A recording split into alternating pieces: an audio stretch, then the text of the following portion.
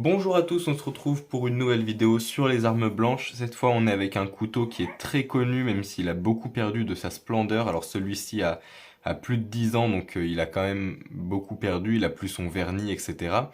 On est sur un Opinel numéro 9, donc une marque de couteau française, la marque de référence, une marque savoyarde.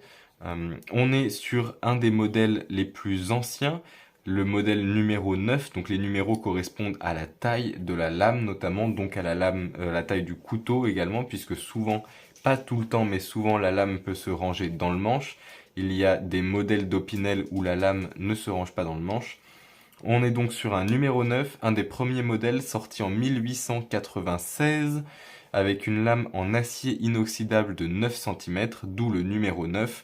On retrouve ici la mention de la marque Opinel Inox, donc Inox ça fait référence à la lame, avec le petit logo de la marque Opinel. On est sur un manche en bois de hêtre, production française également. En termes du coup de lame, comme je le disais, on est sur un acier inoxydable martensitique.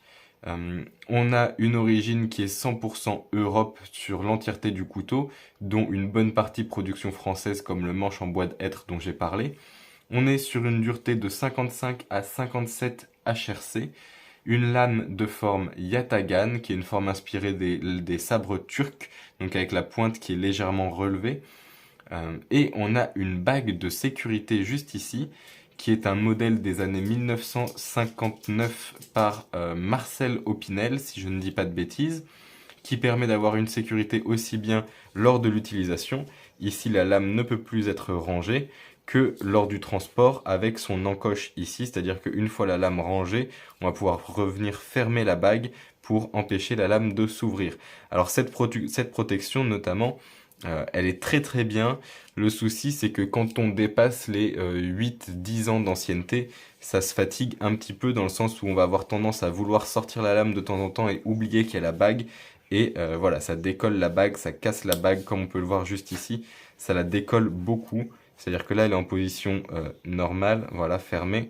Si je viens tirer, ça la décolle, ça la bouge, voire même ça la plie. Donc passé une dizaine d'années, la protection se fait un petit peu ancienne, un petit peu vieille. Autrement, c'est un couteau qui est extrêmement résistant, qui dure très longtemps, qui est très facile d'entretien, facilement aiguisable, facile à utiliser.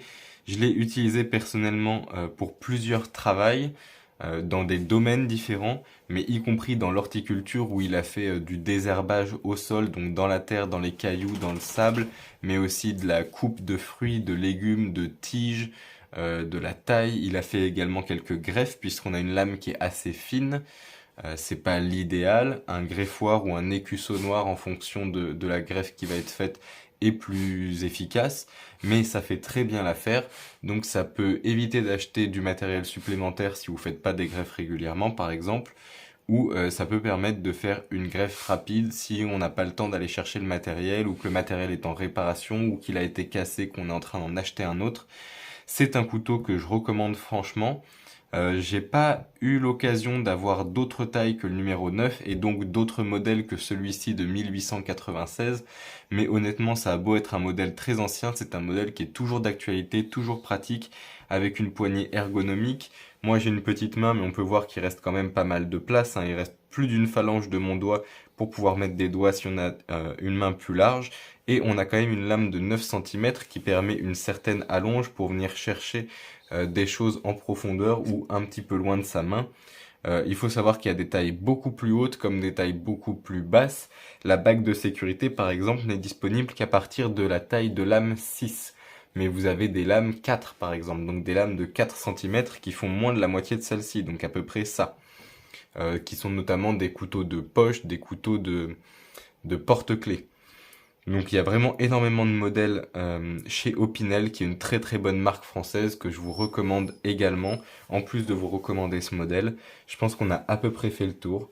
Je vous dis merci à tous et bonne journée.